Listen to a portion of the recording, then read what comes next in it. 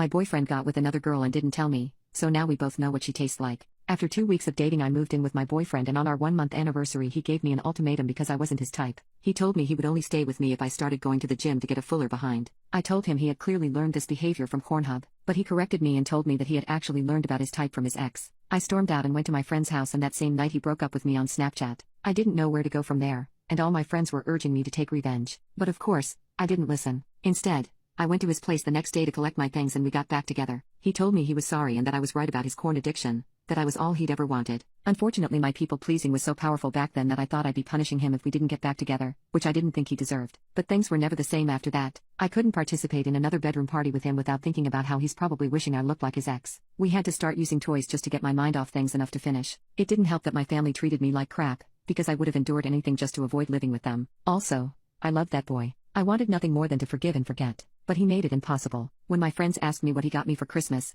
I had to make something up because he didn't get me anything. He had spent all his money on booze for him and his friends just a week beforehand. A few more months of this passed and Valentine's Day rolled around, and the only thing he got me was news that we were breaking up, but for good this time. I couldn't believe he was giving up on us, especially after all I had put myself through. I tried to keep a poker face and remain emotionless, but tears poured down my face. He held me for a while and then left to stay at his mom's house. From then on, every morning I'd wake up with eyes so swollen from crying that I couldn't even open them all the way. I tried to cheer myself up by connecting with old friends, but when I finally felt a little better, he texted me first asking FaceTime and if we could have a sleepover soon. And of course I jumped at the opportunity. It wasn't long before we were spending every night together. The chemistry between us was irresistible. Honestly, I thought we'd end up back together, especially since my birthday was around the corner, and he told me he had planned a beautiful day for his beautiful princess. I was just happy to be taken care of and have someone tell me they love me. Plus, I truly thought this was what I deserved. But when I finally saw his true colors, even I didn't want to be with him anymore. The day came when I turned 20, and we went to my favorite restaurant. He sat down beside me and there was this faint smell of fish, which was weird since we were at a steakhouse, and when my tongue entered his mouth I soon found out why.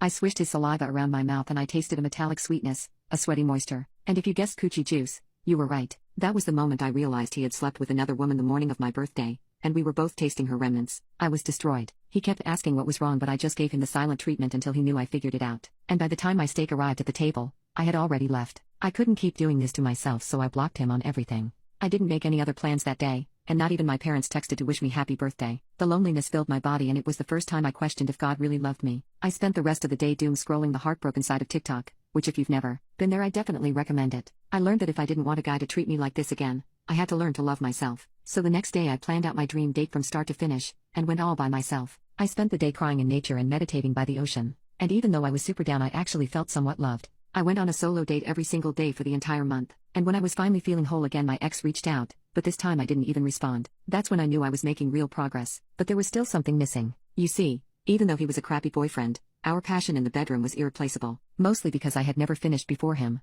so his tongue was the only thing I knew. I tried to replace the sensation with my fingers, but it never worked. Then ovulation day came, and my mind was driving me insane, so again I tried to bring myself over the edge. I even set the mood with candles and music, but it still wasn't working. And I know this sounds weird, but I genuinely couldn't take it anymore. I needed a solution, so I looked some stuff up on TikTok and ended up getting this arousal oil, which was basically meant to make it super easy to finish. And in the meantime, I kept taking myself out and even bought some lingerie, all for me. And then the day came where I realized I hadn't checked his Instagram following or Snapchat score in over a week. I knew that this time I wasn't going back, and this became even more true once the arousal oil arrived. I wasn't expecting much when I put the Euphoria on, but when I followed business as usual, it felt like I had never been touched before. Things got so crazy that I literally had to put a pillow over my mouth just to stop myself from being too loud, which was something I had never even done with my ex. I knew I was gonna seal the deal when I felt my legs start to shake, and when I did, I had to go again to make sure this wasn't just a fluke. I couldn't believe that I was actually able to make myself feel this way. When I went to town, I was shocked. As days passed, I saw how stupid I was for staying with him for such a long time and trying to make things work, and I finally saw what people meant when they said all you need is yourself, and some Euphoria arousal oil.